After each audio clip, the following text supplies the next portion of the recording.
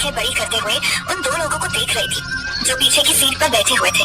वो दोनों कोई और नहीं बल्कि मोहिनी की माँ प्रमिला और उनका भाई उपमन्यु था।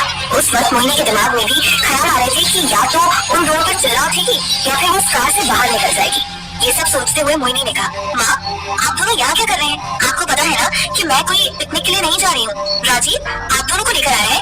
इतने में राजीव भी कार के अंदर बैठा और उसने मोहिनी को इंटरप्ट करने की बिल्कुल भी कोशिश नहीं की। दूसरी तरफ प्रमिला बोल पड़ी और उसने कहा, हमें पता है तुम दोनों पिकनिक के लिए नहीं जा रहे हो, इसीलिए हम लोग भी अग्रवाल ग्रुप का डिनर अटेंड करने के लिए आ रहे हैं। राजीव ने मुझे बताया था कि एक इनविटेशन पर फैमिली मेंबर को साथ लेकर जाने की छूट है। जैसे मैं देखा जाए तो मैं राजीव के इनविटेशन के साथ अंदर जाऊंगी और तुम उपमन्यु को अपने साथ लेकर जाना। हम भी हाई फाई लोगों की पार्टी एंजॉय कर लेंगे, इसमें बुराई क्या है? आगे चलकर जब तुम्हारी और राजीव की शादी हो जाएगी तब तुम दोनों की कंपनी मिलकर एक बड़ी कंपनी बनेगी और तुम सेलिब्रिटी बन जाओगे। अब मैंने सुना है कि तुम्हें अग्रवाल ग्रुप से भी काम मिल गया है, तो इसमें देखा जाए तो फिर तुम्हें फेमस होने से कोई रोक नहीं सकता। और तुम्हारे फेम के साथ साथ हमें भी तो अपना स्टेटस मेंटेन करना होगा ना, तो ऐसी पार्टीज में जाकर कहीं ना कहीं हमारी भी प्रैक्टिस हो जाएगी। मोहिनी को समझ नहीं आ रहा था कि प्रमिला को ये लॉजिक किसने दिया था। ये सोचते हुए मोहिनी ने अपनी नजर राजीव की तरफ घुमाई और गुस्से से उसे देखा, लेकिन उस वक्त अगर मोहिनी कुछ भी कहती तो 3 लोग उसके साथ लड़ने के लिए तैयार हो जाते। ये सब सोचते हुए मोहिनी ने अपने हाथ में पहनी हुई घड़ी की तरफ देखा। वो पार्टी के लिए पहले से ही आधा घंटा लेट थी और ज्यादा बहसबाजी में पड़कर लेट नहीं होना चाहती थी, इसीलिए उसने कमांडिंग वॉइस के साथ राजीव से कहा, ठीक है चलो।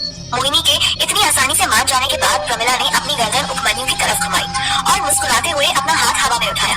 दोनों माँ बेटी ने हाई फाई करते हुए अपनी खुशी जताई और जब मोहिनी के कान में जैसे उनके हाथों की टकराहट की आवाज आई तभी मोहिनी ने कस के अपनी आंखें बंद कर दी। शाम का समय होने की वजह से ट्रैफिक बहुत ज्यादा था। मोहिनी के गुस्से को देखते हुए प्रमिला और उपमन्यु एक दूसरे से बात कर रहे थे। उनकी बातों में पार्टी को लेकर एक्साइटमेंट साफ नजर आ रही थी, लेकिन राजीव चुप था।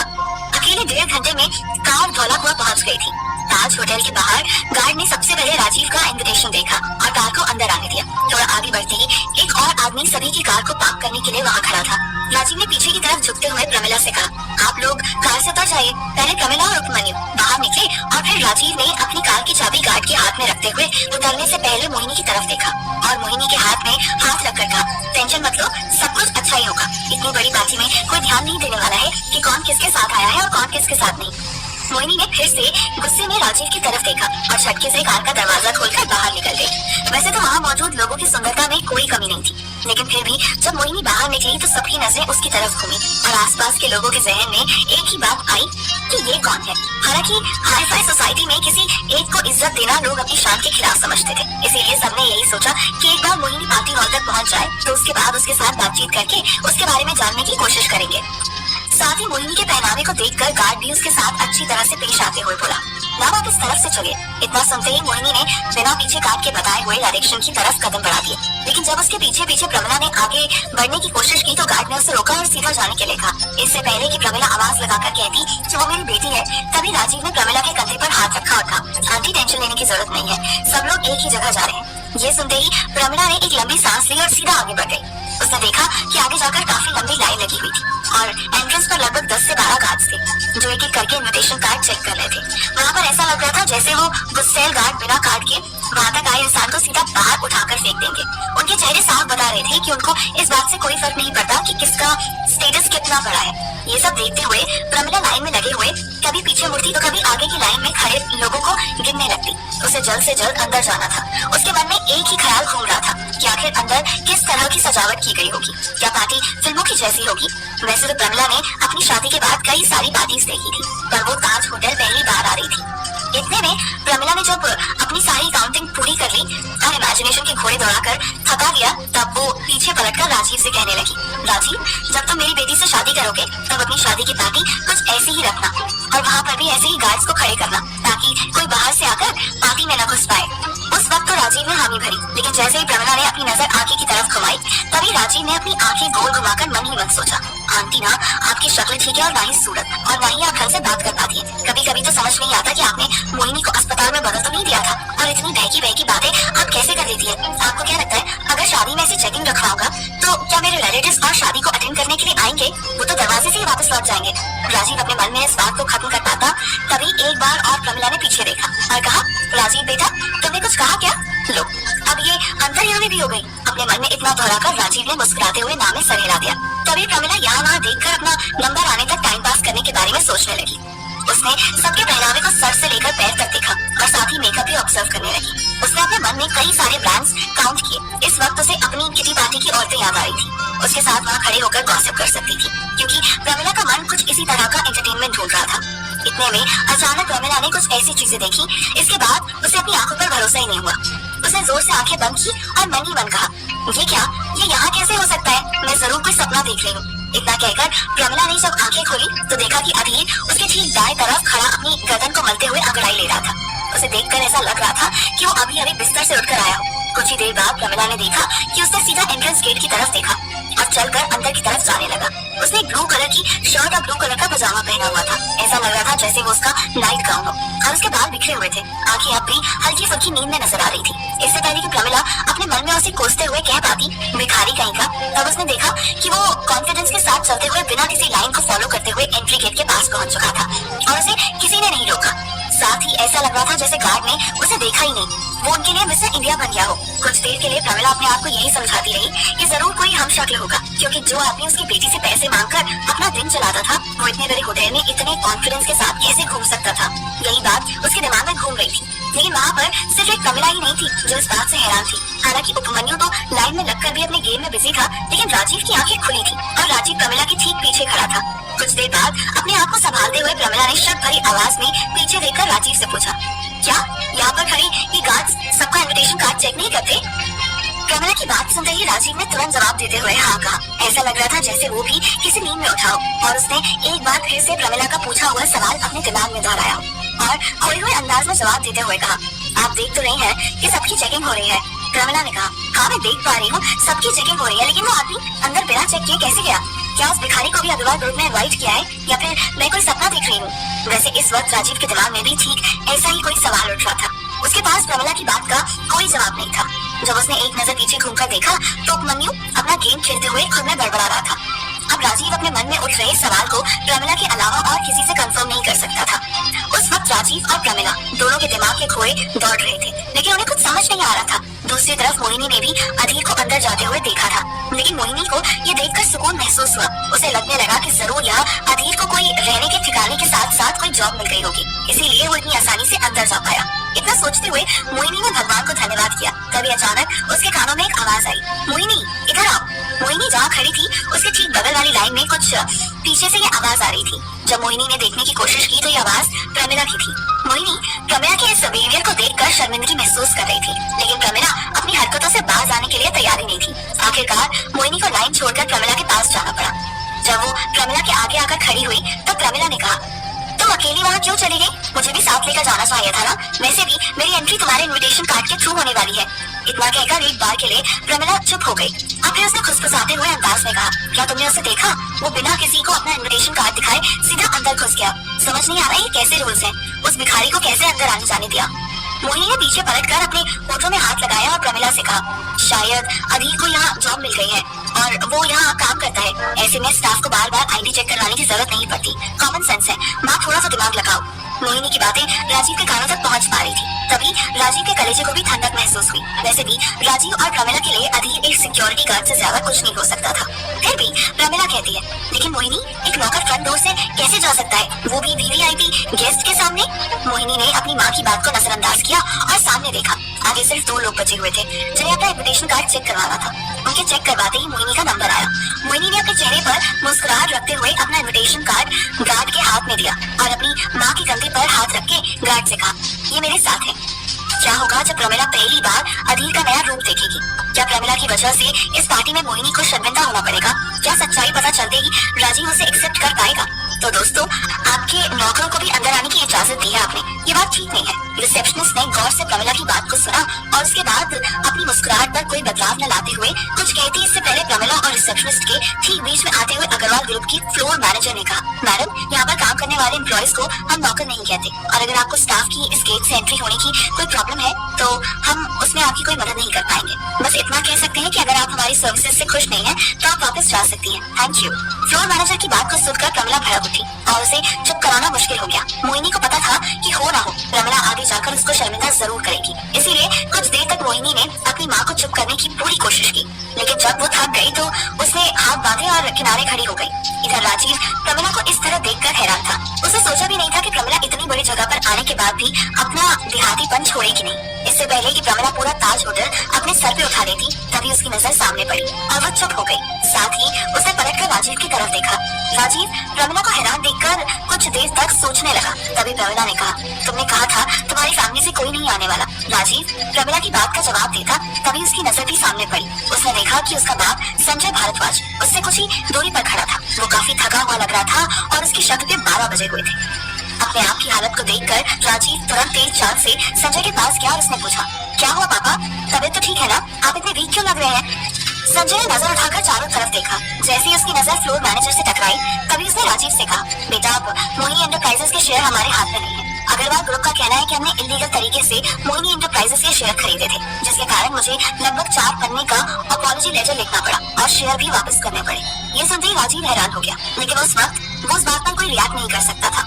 उसे तो ये भी नहीं पता था कि मोहिनी इस बारे में क्या जानती है। साथ ही अपने बेटे के चेहरे पर गुस्सा देखते हुए संजय ने उसके कंधे पर हाथ रखा और कहा, पार्टी खत्म हो जाने दो बेटा, उसके बाद इस बारे में बात करेंगे।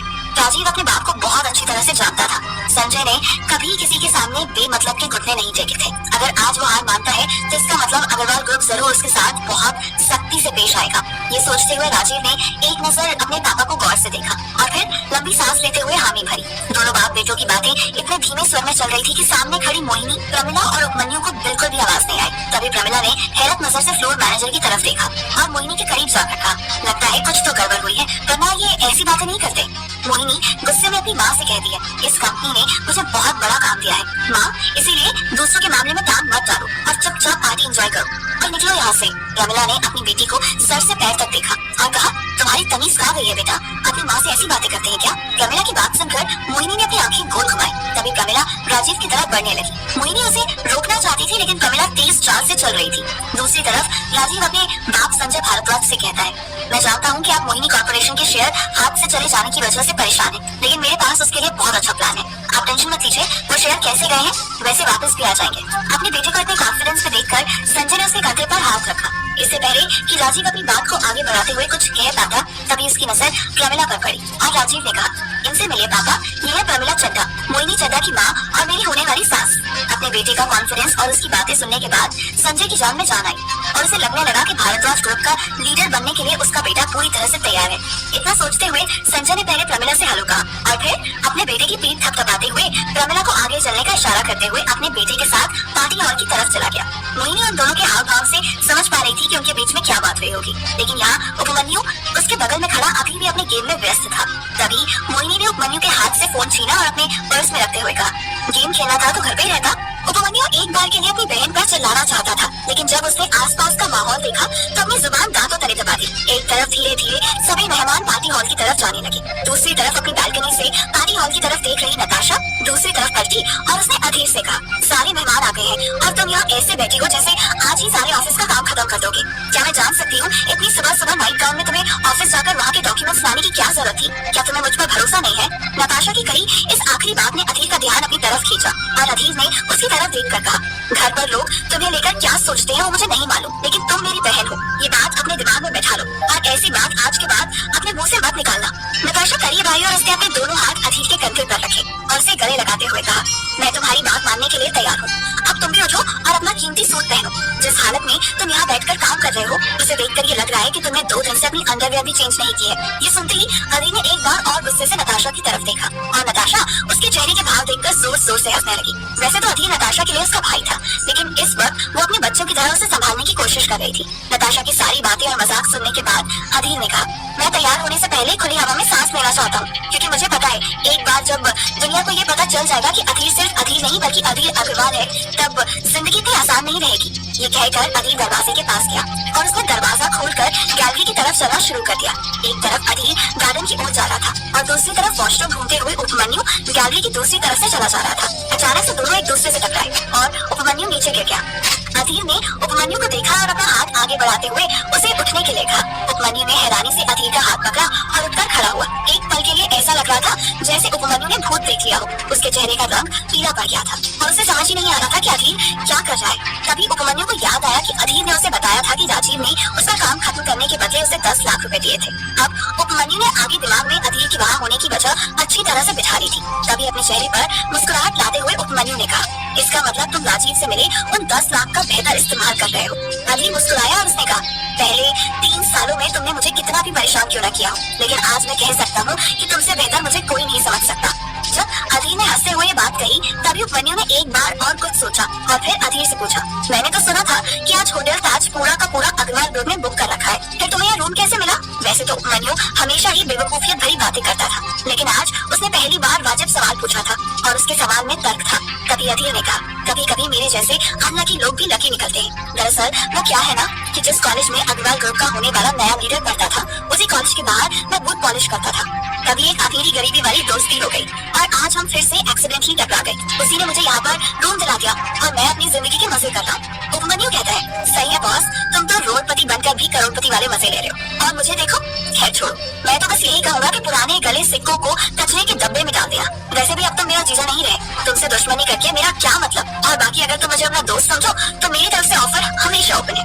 और इसी नाते मैं तुम्हें बताना चाहता हूँ कि मेरी माँ ने मेरी बहन को अनऑफिशियली राजीव की बीवी समझ लिया है और अभी अभी राजीव का बाप भी नीचे टकराया था, शायद उससे भी माँ ने वही बात की है। इतना कहने के बाद कुछ देर तक उपमन्यु ने अधीर के चेहरे के भाव को देखा और फिर कहा, देखो अब मैंने इतनी टिप तो दे दी है, कम से कम इतना तो बता दो वॉशरूम कहाँ है। अधीर हंसा और उसने अपना हाथ सीधा कर उंगली के इशारा करते हुए कहा, वो एग्जिट डोर दिख रहा है, उससे नीचे के फ्लोर पर चले जाओ, वहीं राइट साइड में तुम्हें वॉशरूम मिल जाएगा। उपमन्यु अधीर की बात सुनते ही हाथ हिलाते हुए वहाँ से चला गया। तभी अधीर ने अपनी छाती पर हाथ रखा और अपने आप से कहा, ऐसे लोगों को गिरगिट घोषित कर देना चाहिए। उपमन्यु के साथ बात करने के बाद अधीर ने गार्डन की तरफ जाने का प्लान बदल दिया और वो फिर से कमरे में आ गया। दूसरी तरफ सभी मेहमानों के बीच प्रमिला उनके पहने गहने और कपड़ों की तारीफ कर रही थी और एक एक डिटेल मोहिनी को बता रही थी। मोहिनी के लिए अपनी माँ को उस पार्टी में झेलना मुश्किल होता जा रहा था। तभी मोहिनी ने प्रमिला से कहा, माँ तुम यहीं पर रहो, मैं तुम्हारे लिए ड्रिंक लेकर आती हूँ। इससे पहले कि प्रमिला उसे रोक पाती, मोहिनी तेज चाल में पार्टी के दूसरे छोर पर जा पहुंची। उसने बार काउंटर पर अपना हाथ टिकाया और एक गहरी सांस ली। रेड गाउन में अपनी सुंदरता को बार काउंटर के साथ में बिखेरते हुए देखा। वहाँ मौजूद अमीर और एवरेज दिखने वाले लड़कों की नजर मोहिनी पर पड़ी। मोहिनी उनकी निगाहों को देखकर उनकी इंटेंशन पता लगा सकती थी, लेकिन इस वक्त उसके लिए प्रमिला की बातें झेलना ज्यादा मुश्किल हो रहा था। तभी वो पलटी और उसने बारटेंडर से कहा, ब्लैकबेरी ब्रीजर प्लीज। इस पार्टी में इतना सुंदर मेकअप और पहनावा करने के बाद अगर कोई लड़की सिर्फ ब्रीजर मांगे तो कैसा लगेगा? मोहिनी के ठीक बगल में खड़े एक लड़के ने कहा। इतने में बारटेंडर ने ब्रीजर की बोतल का ढक्कन खोलकर मोहिनी की तरफ बढ़ा दिया और मोहिनी ने बोतल उठाते हुए कहा, इतनी बड़ी पार्टी में आकर भी अपनी बदतमीजी का परिचय देते हुए जो कि औकात बताए तो कैसा लगेगा? इतना कहकर मोहिनी वहाँ से चली गई और वो लड़का अपने मुंह से धुआं छोड़ते हुए एक्शन करते हुए बोला, टू हॉट। मेरा तो तन बदन जल गया। जैसे जैसे मोहिनी पार्टी में मौजूद लोगों को देख रही थी वैसे वैसे उसे लग रहा था कि आखिर नताशा ने उसे ही स्पेशल इनविटेशन देकर क्यों बुलाया। क्या अग्रवाल ग्रुप के होने वाले लीडर को उसके पोटेंशियल के बारे में कोई जानकारी थी? क्या वो मोहिनी कॉर्पोरेशन को सपोर्ट करना चाहता था? पर इससे भी बड़ी बात ये थी कि मोहिनी को कैसे जानता था। मोहिनी इन ख्यालों में खोई हुई ब्रीजर की खोज लगा ही रही थी कि तभी नताशा मंच में आई। लड़का फॉर्मल गाउन पहना हुआ था, वो उसमें काफी खूबसूरत लग रही थी, लेकिन उसका डोमिनेटिंग नेचर उसके ड्रेसअप में साफ नजर आ रहा था। तभी उसने अपनी बड़ी बड़ी आंखों को दाएं से बाएं और बाएं से दाएं घुमाते हुए सभी गेस्ट को एक नजर देखा। उसके बाद अनाउंसमेंट करते हुए कहा, आज की शाम एक लीडर के नाम।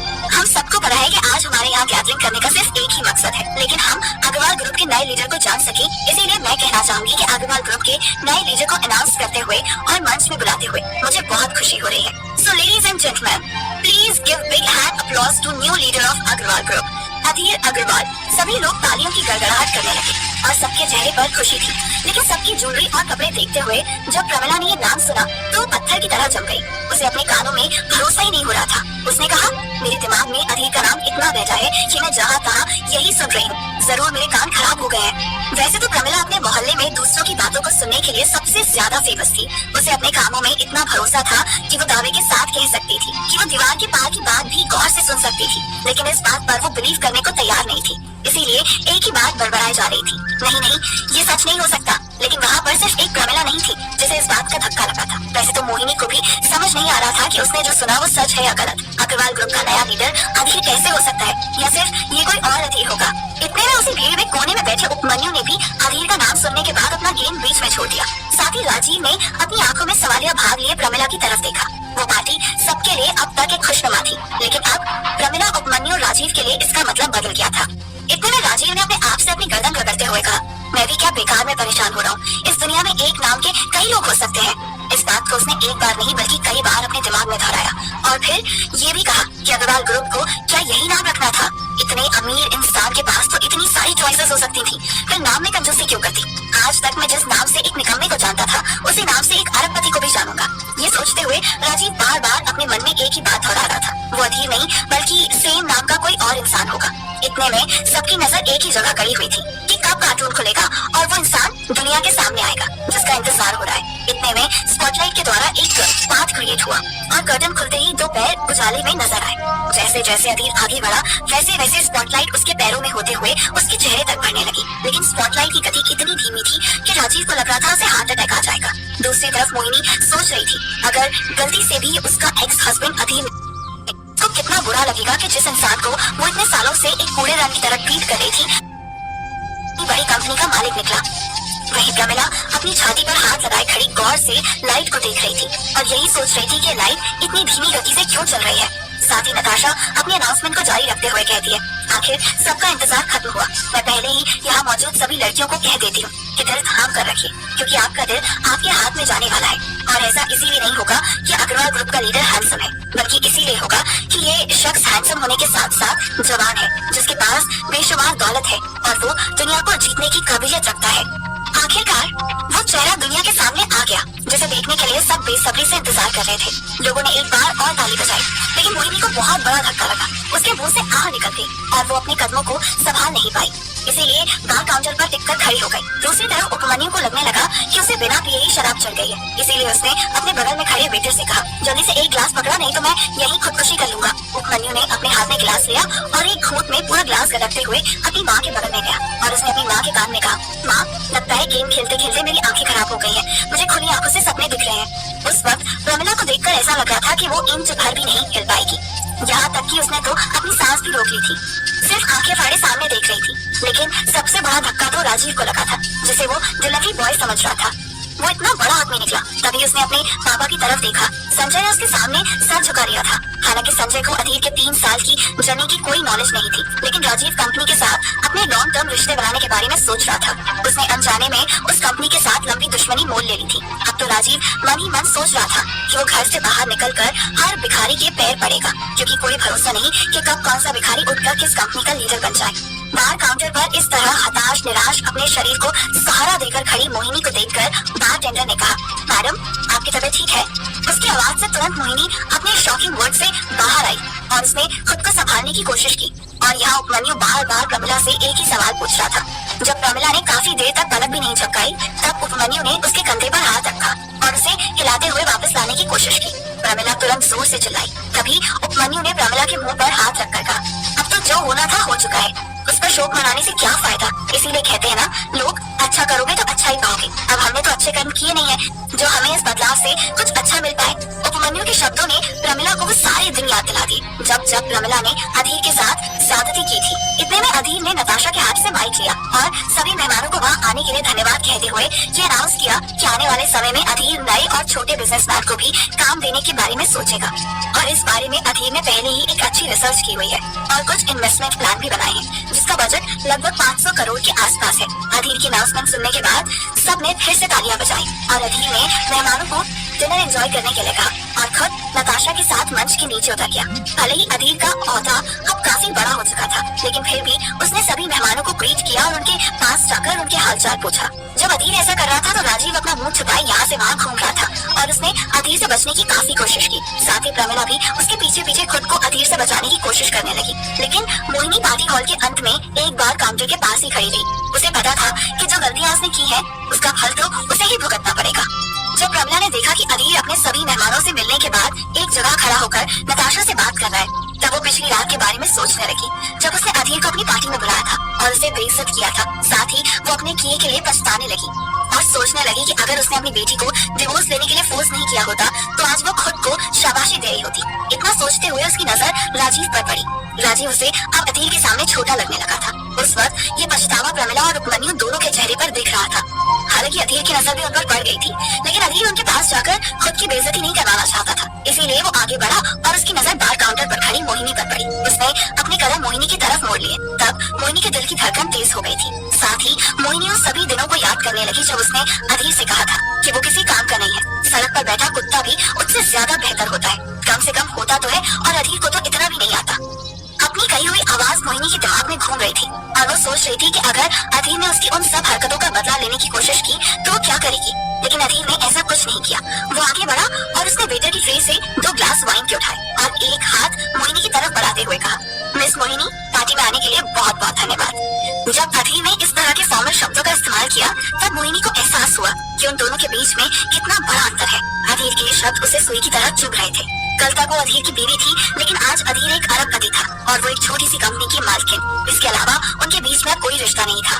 तभी राजीव ने सोचा नहीं था कि अधीर बार काउंटर तक भी जाएगा, इसीलिए वो मोहिनी के साथ कुछ ही दूरी पर बैठा अपना मुंह छुपा रहा था। लेकिन अधीर ने उसे देख लिया था और उसकी तरफ पलटते हुए अपने हाथ में पकड़ा हुआ वाइन का ग्लास उठाकर राजीव से कहा, मिस्टर भारद्वाज, मोहिनी कॉर्पोरेशन के जो शेयर्स आपके नाम पर थे उन्हें बेचने के लिए धन्यवाद। आपको मैं बताना चाहता हूँ कि इसके बाद अग्रवाल ग्रुप से आपका कोई लेना देना नहीं रहेगा। अधीर ने ये बात कुछ ऐसे अंदाज में कही थी जैसे वो राजीव को धमकी दे रहा हो। जब राजीव को संजय ने बताया था कि मोहिनी कॉर्पोरेशन के सारे शेयर्स उनके हाथ से चले गए हैं, तब राजीव को समझ नहीं आ रहा था कि मोहिनी कॉर्पोरेशन जैसी कंपनी में किसे इन्वेस्ट करना होगा।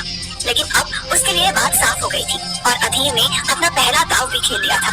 हालांकि उस वक्त तो राजीव अधीर को देखकर मुस्कुरा रहा था, लेकिन उसके अंदर गुस्सा भरा हुआ था और वो मन ही मन सोच रहा था कि कभी कभी हाथी को गिराने के लिए चींटी भी काफी होती है। अगर मुझे इससे गिरना पड़ा तो मैं चींटी बनने के लिए तैयार हूँ। ऐसे तो राजीव अधीर दोनों के चेहरे पर मुस्कुराहट थी, लेकिन उनके बीच में जो द्वंद्व शुरू हो गया था उसे दोनों के बीच में खड़ी मोहिनी साफ देख सकती थी। साथ ही प्रमिला और उपमन्यु की नजर भी राजीव और अधीर पर पड़ी। तभी उपमन्यु ने कहा, मुझे नहीं लगता ये किसी को छोड़ने वाला है, ये हम सबसे बदला लेगा। हमने इसके साथ बहुत बुरा व्यवहार किया है, अब इसकी बारी है। ये सुनते ही प्रमिला की शक्ल रोने जैसी हो गई थी।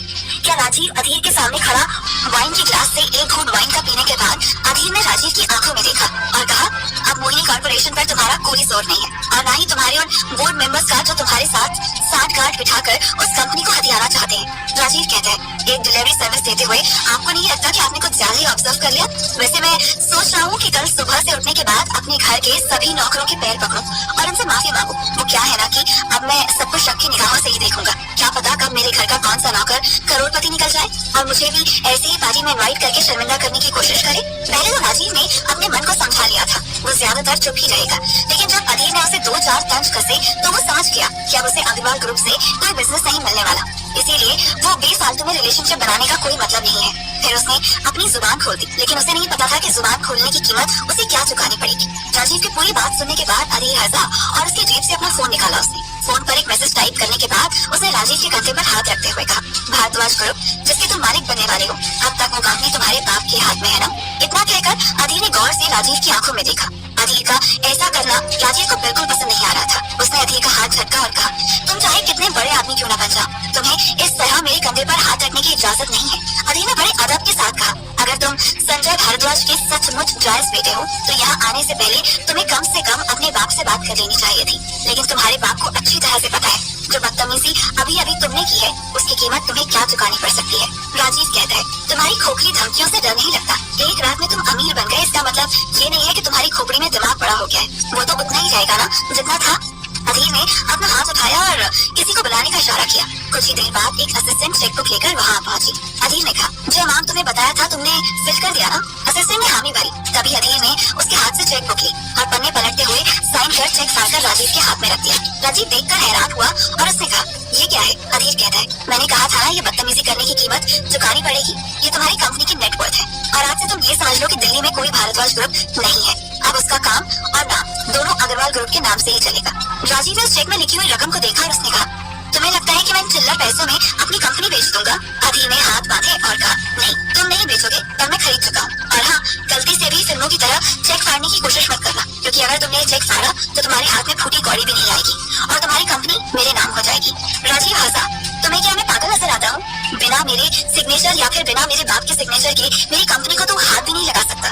मैं तुझे आप कह के इज्जत दे रहा हूँ और तुम मेरी कंपनी छीनने की बात कर रहे हो। ये रखा अपना चेक। मोहिनी उन दोनों की बातें हाथ बांधकर सुन रही थी।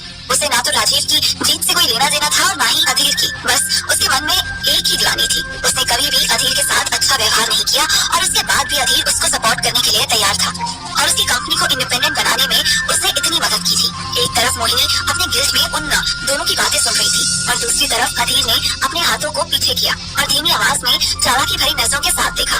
एक बार पूरे हॉल में नजर घुमाओ और तुम्हें समझ आ जाएगा कि मैं लीगल प्रोसीजर को कितनी अच्छी तरह से समझता हूँ। राजीव अभी अपनी अकड़ में था, लेकिन जब उसने नजर घुमाकर अपने आप की तरफ देखा तो वो हैरान रह गया। उसका बाप एक टेबल के सामने खड़ा था और उसके सामने पेपर रखे हुए थे। वो पेन पकड़कर उन पेपर्स पर साइन करने ही वाला था। उसने एक आखिरी बार अपने बेटे की तरफ देखा और साइन करके पेपर अधीर की एम्प्लॉय के हाथ में रख दिया। ये देखकर राजीव अपना आपा खो बैठा और अधीर वहाँ से मुस्कुराते हुए आगे बढ़ गया।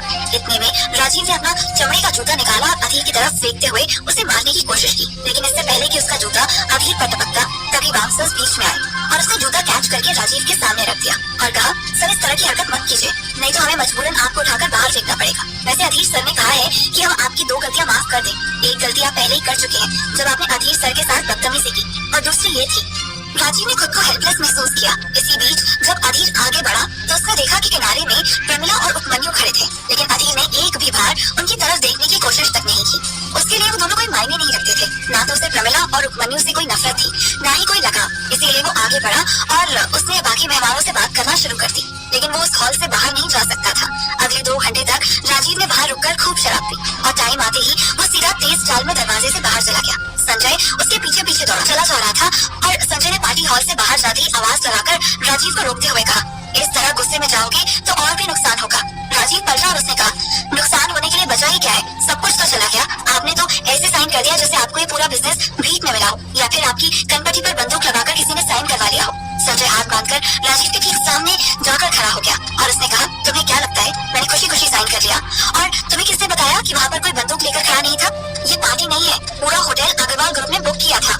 राजीव के पास अपने बाप से कहने के लिए अब कोई भी शब्द नहीं बचे थे। वो सीधा कार के पास गया। उसने दरवाजा खोलने की कोशिश की, लेकिन कार का दरवाजा लॉक था। अंदर ड्राइवर चैन की नींद सो रहा था। तभी राजीव ने दरवाजे पर जोर से हाथ मारा, जिससे ड्राइवर की नींद खुली और वो हड़बड़ाते हुए उठा। उसने तुरंत कार का दरवाजा खोला। इससे पहले कि ड्राइवर माफी मांगता, राजीव ने गुस्से से कहा, चाबी दो। ड्राइवर अभी आधी नींद में था, इसीलिए उसे पहली बार में राजीव की बात समझ नहीं आई। राजीव ने थप्पड़ मारते हुए कहा, सुनाई नहीं देता, कार की चाबी दे। ड्राइवर ने उसके हाथ में चाबी रखी और राजीव ने कार में बैठते हुए कहा, अब सीधा अपने घर चला जा, तेरा काम यही खत्म हुआ, पैसे मैं तेरे अकाउंट में डाल दूंगा। इससे पहले कि ड्राइवर कोई सवाल पूछ पाता, राजीव वहाँ से कार लेकर निकल पड़ा। पीछे संजय हैरान खड़ा था। उसने अपने बेटे को इतने गुस्से में कभी नहीं देखा था। हालांकि अब उसके पास भी कुछ नहीं बचा था, इसीलिए उसने आगे आकर ड्राइवर के कंधे पर हाथ रखा और कहा, बुरा मत मानना, उसका दिमाग खराब है और समय भी ठीक नहीं चल रहा है। इतना कहकर संजय ने अपनी जेब से कुछ पैसे निकाले और ड्राइवर के हाथ में रखते हुए कहा, जा घर चला जा, कल से कोई नई जॉब ढूंढ लेना। ड्राइवर ने दबी हुई आवाज में कहा, लेकिन सर मेरी गलती क्या है? संजय तब तक अपने कदम आगे बढ़ा चुका था, पर ड्राइवर का सवाल सुनकर वो रुका और उसने पलट कर कहा, तेरी कोई गलती नहीं है, गलती किस्मत की है, तेरी नहीं हमारी किस्मत की गलती। संजय ने जिस भाव से ये बात कही थी, ड्राइवर समझ गया था कि अब उसे बिना कोई सवाल पूछे अपने घर पर निकल जाना चाहिए। जैसे ही संजय वहाँ से निकला, वैसे ही उपमन्यु, प्रमिला और मोहिनी बाहर आई। रात के 2 बज रहे थे। उनके पास घर जाने के लिए कोई साधन नहीं था, क्योंकि आते वक्त वो राजीव के साथ आए थे। तभी मोहिनी ने कहा, कुछ देर रुकना पड़ेगा, मैं कैब बुक करती हूँ। काफी देर तक मोहिनी ने कैब बुक करने के लिए अलग अलग नंबर्स पर फोन लगाया, मोबाइल लोकेशन भी ट्राई किया, लेकिन वहाँ कोई भी कैब ड्राइवर आने को तैयार नहीं था। अधीर अपने कमरे की बालकनी से मोहिनी का स्ट्रगल करते हुए देख रहा था। इतने में अधीर मुड़ा और उसने टेबल पर रखा हुआ फोन उठाया, मगर इससे पहले कि वो नंबर डायल करके मोहिनी की मदद करने के बारे में सोचता, तभी नताशा वहाँ पहुंची और नताशा ने कहा, तुम्हें पता है ना, अब तुम अग्रवाल ग्रुप के लीडर हो। अधीर को नताशा की बात समझ नहीं आई और उसे फोन से नजर हटाकर नताशा की तरफ देखा और कहा, हाँ मुझे पता है, लेकिन तुम ये बातें क्यों दोहरा रही हो?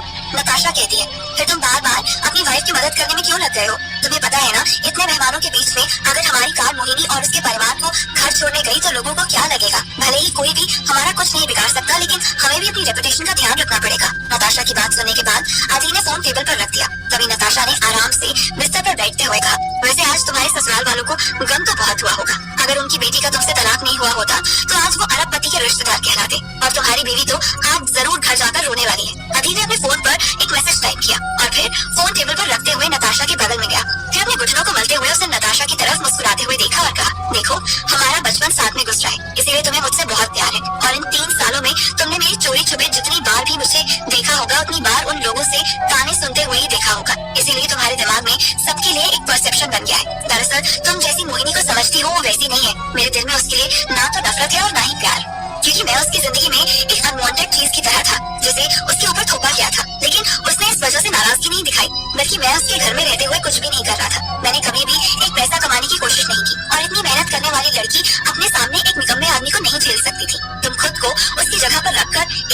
पूछो, क्या तुम झेल सकती हो? हाँ, मैं ये जरूर कह सकता हूँ कि मेरी सास और मेरा साला दोनों के दोनों ही बेकार थे और सिर्फ अमीर जीजा और अमीर दामाद चाहिए था उन्हें। एक दिन नताशा को समझा रहा था तो दूसरी तरफ प्रमिला और उपमन्यु ताज होटल के बाहर फुटपाथ पर खड़े मोहिनी को देखते हुए लगातार पूछते जा रहे थे कि आखिरकार कैब कब आएगी। मोहिनी को गुस्सा आ रहा था और उसने चिल्लाते हुए कहा, आप लोग जब इस पार्टी के लिए आए थे क्या आपने मुझसे पूछा था? फिर अभी मेरा दिमाग क्यों खराब कर रहे हो? देख रहे हो ना कि मैं ट्राई कर रही हूँ। मैंने कोई कैब एजेंसी नहीं खोल रखी है। जब भी फोन लगाऊंगी और 10 गाड़ियाँ यहाँ पर खड़ी हो जाएंगी। मोहिनी अपनी बात खत्म कर पाती तभी एक लंबी कार उसके सामने आकर रुकी। ड्राइवर ने विंडो सीट नीचे करते हुए मोहिनी से कहा, मोहिनी जी, मेरा नाम सुभाष है। दरअसल अधीर सर ने मुझे आपको घर छोड़ने के लिए कहा है। आइए कार में बैठिए। ड्राइवर की बात सुनते ही उपमन्यु और प्रमिला दोनों खुश हुए और उपमन्यु जाकर ड्राइवर के बगल में ही सीट पर बैठ गया और प्रमिला पीछे बैठकर मोहिनी को अंदर आने के लिए कहने लगी। मोहिनी इससे पहले कि कार में बैठी उसने नजर उठाकर होटल की तरफ देखा। वो जानना चाह रही थी कि आखिर अधीर को कैसे पता चला। उसके पास घर वापस जाने का कोई साधन नहीं था। तभी अचानक उसकी नजर एक बालकनी में पड़ी। इतने सारे कमरों के बाहर सारी लाइट्स में से सिर्फ एक ही बालकनी में उजाला नजर आ रहा था और बालकनी के पास 2 लोगों के खड़े होने की शेडो बनी हुई थी। मोहिनी ने मान लिया कि उन लोगों में से एक अधीर ही होगा। उसने मन ही मन अधीर को धन्यवाद कहा और कार की पीछे की सीट पर बैठ गई। रात का समय था। दिल्ली की सीधी और सपाट सड़कों पर कार स्मूथली चल रही थी। इतने में मोहिनी ने कार की विंडो का कांच नीचे किया और खुली हवा में सांस लेने की कोशिश की। ड्राइवर ने मोहिनी को आंख बंद करके बाहर की तरफ देखते हुए देखा और एसी टर्न ऑफ कर दिया। तभी उपमन्यु ने अपना मुंह खोलकर ड्राइवर से पूछा, ड्राइवर भाई एक बात बताओ, तुम्हें किसने बताया कि हमारा घर कहाँ है? क्योंकि तुमने हमसे पूछा नहीं। उपमन्यु ने एक बहुत ही बेतुका सवाल पूछा था और ड्राइवर के चेहरे की मुस्कुराहट बता रही थी कि वो उपमन्यु से ज्यादा समझदार है। इसलिए ड्राइवर कहता है, बस समझ लीजिए जिसने कार भेजी है उसी ने पता भी बताया है। जवाब सुनने के बाद उपमन्यु को लगा कि बड़े बड़े लोगों के ड्राइवर के भी बड़े तेवर होते हैं। इतना सोचने के बाद उसने दोबारा मुंह खोलने की हिम्मत नहीं की। कार की स्पीड सामान्य थी पर सड़क पर कोई ट्रैफिक नहीं था, इसीलिए धौला कुआं से द्वारका पहुंचने में ज्यादा समय नहीं लगा। अगले आधे घंटे में कार दरवाजे तक पहुंच चुकी थी। कार से उतरते ही मोहिनी ने ड्राइवर को धन्यवाद कहा। ड्राइवर ने मोहिनी का अच्छा व्यवहार देखकर गुड नाइट विश करने के बाद कार मोड़ी। अब तक घड़ी में सुबह के 3 बज चुके थे। तीनों का शरीर दर्द से टूट रहा था। जैसे ही मोहिनी ने बेल बजाई, प्रमोद ने आकर दरवाजा खोला और फिर सीधा अपने कमरे में चला गया। प्रमोद के अंदर ऐसी कोई जिज्ञासा नहीं थी जिसकी वजह से वो उनसे पार्टी के बारे में पूछे। इस कारण उसने रुकना भी ठीक नहीं समझा। अगली सुबह जब प्रमोद उठा तो उसने देखा कि मोहिनी सोफे में सोई हुई थी और उपमन्यु और प्रमिला अपने अपने सर पर हाथ लगाकर आसमान की तरफ देख रहे थे। उन्हें देखकर ऐसा लग रहा था जैसे उनके ऊपर कोई वज्रपात हो गया हो। कुछ देर तक प्रमोद ने उन तीनों को गौर से देखा और फिर उसने सोचा कि वो जाकर मोहिनी को कमरे में सोने के लिए कहे। लेकिन जब वो उसके पास गया तो उसने देखा कि मोहिनी गहरी नींद में सोई हुई थी और इसीलिए उसने जगाना ठीक नहीं समझा और वो सीधा किचन में चला गया। प्रमोद के 2 चक्कर लगाने से भी उपमन्यु और प्रमिला पर कोई असर नहीं हुआ। उन दोनों की हरकत को देखकर प्रमोद समझ गया था कि जरूर पार्टी में कुछ तो ऐसा हुआ होगा जो वो उन दोनों को झेल नहीं पाए। हालांकि प्रमोद ने कल उन दोनों के घर से निकलते ही उन्हें रोकने के लिए कहा था, लेकिन प्रमोद की एक नहीं सुनी किसी ने। कुछ ही देर बाद प्रमोद चाय बनाकर लाया। उसने चाय के 2 कप उपमन्यु और प्रमिला के सामने रखे और कॉफी का 1 कप मोहिनी के सामने रखकर उसके सर पर हाथ फेरते हुए उसे जगाते हुए कहा, बेटा कॉफी पी लो और फिर अपने कमरे में जाकर सो जाओ। मोहिनी झटके से उठी और उसने घड़ी में देखा, सुबह के 8:30 बज रहे थे। तभी प्रमोद ने उसे शांत होने के लिए कहा और कॉफी का मग हाथ में पकड़ा दिया। इतने में प्रमोद प्रमिला की तरफ मुड़ा और प्रमोद ने प्रमिला के कंधे को थपथपाते हुए जैसे ही चाय पीने के लिए कहा, तभी प्रमिला जोर से चिल्लाई और उसने कहा, नहीं ये सच नहीं हो सकता, ये जरूर कोई सपना था। जो कुछ भी कल रात हुआ वो सब कुछ सपना था। प्रमिला की आवाज सुनकर उपमन्यु भी अपने ख्वाबों की दुनिया से बाहर आया। उसने अपनी माँ की तरफ देखा और कहा, अब पूरी जिंदगी भर हमें सपना ही देखना है माँ। अगर पहले से पता होता तो उसके साथ अच्छी तरह व्यवहार करते। वैसे एक बार इमेजिन करके देखो, अगर मोहिनी का डिवोर्स नहीं हुआ होता तो आज तुम अरबपति की सास होती और मैं अरबपति का साला और मेरी बहन अरबपति की बेबी। उपमन्यु की बात सुनकर मोहिनी ने गुस्से से उसकी तरफ देखा और कहा, तुम दोनों को जरा भी शर्म नहीं आती? एक बार भी नहीं सोचा कि तुमने कितनी बड़ी गलती की है? अभी तुम्हारे अंदर लालच भरा हुआ है और तुम उसी नजर से चीजों को देख रहे हो। इतने में प्रमिला ने मोहिनी को डांटते हुए कहा, बेटा अभी अपना ज्ञान तू अपने पास ही रख। हर चीज में इतना लड़ना झगड़ना जारी रहता है तेरा। क्या एक बार ये नहीं कह सकती थी कि तुझे उसे डिवोर्स नहीं देना है? मोहिनी कहती है, गड़े मुर्दे मत उखाड़ो, अगर मैं बोलने लगी तो तुम लोग शर्मिंदा हो जाओगे। प्रमोद को लगने लगा था कि धीरे धीरे माहौल बिगड़ जाएगा और सुबह सुबह बहस छिड़ जाएगी। इसीलिए प्रमोद कहता है, तुम लोगों को नहीं लगता कि कुछ देर शांत होकर चाय पी जाए और उस बारे में बात की जाए जो हो सकता है? बेफालतू में पछताने से क्या फायदा? उपमन्यु कहता है, वैसे पापा ठीक कह रहे हैं माँ, तुम तो वैसे भी मेरी बहन की शादी राजीव से करवाने वाली थी। अगर बिलेनियर नहीं तो मिलेनियर ही सही, क्या कहती हो? प्रमिला कहती है, लेकिन अब मिलेनियर नहीं रहा ना। तुमने देखा ना अधीर ने उसकी कंपनी को कैसे उसे चुटकियों में खरीद लिया था और वैसे भी उसके और उसके बाप के बीच चल रही बहस को भी सुना था। मुझे नहीं लगता अब उन दोनों के हाथ में कुछ बचा है। वो दोनों रातों रात कंगाल हो गए हैं। उपमन्यु कहता है, पॉजिटिव सोचो, तुमने देखा नहीं अधीर ने उसे एक चेक दिया था। अब ऐसा तो नहीं होगा कि इतनी बड़ी कंपनी के बदले हजारों का चेक दिया होगा, जरूर करोड़ों का होगा। बस एक बार उस चेक की रकम पता करवाओ। उसके बाद सोचते हैं कि मोहिनी से उसका रिश्ता करवाना है या फिर नहीं। मोहिनी उठ खड़ी हुई और उसने अपने सामने रखा हुआ पानी का ग्लास उठाया और उपमन्यु के मुंह पर फेंकते हुए कहा, तुम कैसे भाई हो? क्या तुम्हारा लालच इतना बड़ा है कि तुम अपनी बहन का दाम लगाओगे? एक तो घर पर कुछ नहीं करते, मेरे पैसों का खा रहे हो और ऊपर से मेरा ही सौदा करने के बारे में सोच रहे हो। शर्म आनी चाहिए तुम्हें। इतना कहते ही जैसे ही मोहिनी उठी, उसके गले से मोतियों का हाथ टूटकर जमीन पर बिखर गया। मोहिनी को याद आया कि पिछली रात जब उसकी माँ कार में बैठे बैठे सो गई थी, तब उसका हाथ उस मोती की माला पर जा फंसा था। लेकिन उस वक्त मोहिनी ने एक सरल गांठ बांधकर उसे अटका लिया था। लेकिन रात में करवटें लेते हुए वो गांठ खुल गई थी। तभी मोहिनी उठी और उसने एक एक दाना मोती का उठाया और सामने पड़े हुए अखबार में जमा करते हुए उसे अपने कमरे की तरफ ले जाने लगी। तभी प्रमिला ने कहा, भले ही तेरा पति बिलियनियर है, लेकिन उसने तुझे सरोजनी नगर से लाकर ये सस्ती सी माला पकड़ा दी। उसे भी तू संभाल कर रख रही है। मैं कहती हूँ कि इसके दाने डस्टबिन में फेंक दे, कोई काम की नहीं है। मोहिनी ने बस एक नजर प्रमिला की तरफ गुस्से से देखा और वो उस अखबार को लेकर अपने कमरे में चली गई। दूसरी तरफ प्रमिला और उपमन्यु राजीव के चेक को लेकर बात कर रहे थे। यहाँ प्रमोद को समझ नहीं आ रहा था कि आखिर पार्टी में हुआ क्या था। वो प्रमिला से इस बारे में सवाल जवाब करना तो चाहता था, लेकिन प्रमिला उसे उल्टा सीधा सुनाती थी। इसीलिए प्रमोद ने टेबल पर रखा हुआ कॉफी का मग उठाया और कॉफी गर्म करके मोहिनी के कमरे में चला गया। मोहिनी उस वक्त बिस्तर पर बैठी हुई कुछ सोच रही थी। प्रमोद ने दरवाजा खटखटाया। मोहिनी ने थकी हुई आवाज में कहा, दरवाजा खुला हुआ है। प्रमोद अंदर आया और उसने कॉफी का मग फिर से मोहिनी की तरफ बढ़ाते हुए कहा, बेटा तुम अपनी कॉफी नीचे ही भूल गई थी। मोहिनी ने दया की नजर से अपने पापा की तरफ देखा और कहा, ये सब करना छोड़ दीजिए पापा, अच्छा नहीं लगता। तभी प्रमोद कहता है, ये सब तो ठीक है बेटा, पर बता कल पार्टी में ऐसा क्या हुआ जिसके बाद तुम्हारी माँ और तुम्हारे भाई के चेहरे के रंग उड़े हुए हैं? मोहिनी ने कहा, कुछ नहीं पापा, बस वहाँ पता चला कि अग्रवाल ग्रुप का नया लीडर कोई और नहीं बल्कि अधीर है। ये सुनते ही पहले तो प्रमोद को अजीब लगा, फिर वो मुस्कुराते हुए बोला, मुझे तो वो लड़का पहले से ही जेंटलमैन लगता था। चलो अच्छी बात है, पर इतने सालों तक उसने इतना सब कुछ क्यों सहा? मोहिनी ने ना में सर हिलाते हुए अपने पापा से कहा, इस बात का जवाब उसके अलावा और कोई नहीं दे सकता पापा। और माँ तो इस बात से भी हैरान है कि अधीर ने राजीव की कंपनी खरीदी है। अब राजीव के पास कोई बिजनेस नहीं है। कल तक माँ उसका नाम लेकर अपने दोस्तों के बीच में वाहवाही बटोर रही थी। अब पता नहीं वो कैसे अपने दोस्तों को बताएगी कि जिसे वो अपना होने वाला दामाद कह रही थी वो दिवालिया हो गया। प्रमोद कहता है, उनका तो चलता ही रहेगा, उनकी छोड़ो, तुम अपनी फिक्र करो। जैसे ही प्रमोद ने ये बात कही, तभी मोहिनी के फोन की घंटी बजने लगी। मोहिनी ने अपने फोन की तरफ देखा तो ये उसके असिस्टेंट का नंबर था। मोहिनी ने कहा, गुड मॉर्निंग। नम्रता बताओ क्या हुआ? असिस्टेंट ने मोहिनी से कहा, गुड मॉर्निंग मैम, दरअसल कोई आदमी ऑफिस में एक लिफाफा देकर गया है। मैंने सोचा कि उसे ओपन करने से पहले आपको इन्फॉर्म कर दूं। मोहिनी पूछती है, कैसा लिफाफा? नम्रता ने कहा, कोई फाइनेंस से रिलेटेड लगता है। तभी मोहिनी ने पैकेट खोलने की इजाजत दी और नम्रता ने पैकेट खोलकर मोहिनी को एक्सप्लेन किया। तभी मोहिनी को याद आया कि उसने 2 साल पहले अधीर के नाम से एक अकाउंट खोला था और उसे एक एटीएम कार्ड दिया था।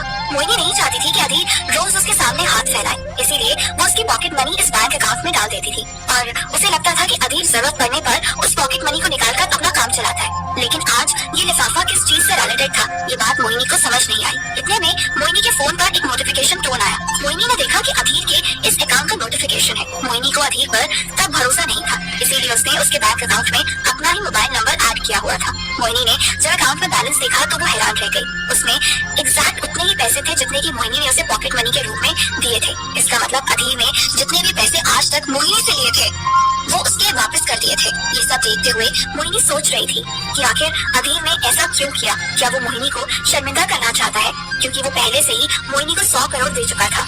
उसके अलावा अपनी कंपनी से उसे नया प्रोजेक्ट भी दिलवा चुका था और जहाँ तक मोहिनी देख पा रही थी उसे इस बात पर पूरा भरोसा था कि मोहिनी कॉर्पोरेशन के सारे शेयर खरीदकर उसके नाम पर भी अधीर नहीं किए होंगे। क्या मोहिनी का शक सही था? आखिर अधीर के मन में मोहिनी के लिए क्या फीलिंग्स थी? प्रमिला और उपमन्यु का लालच उन्हें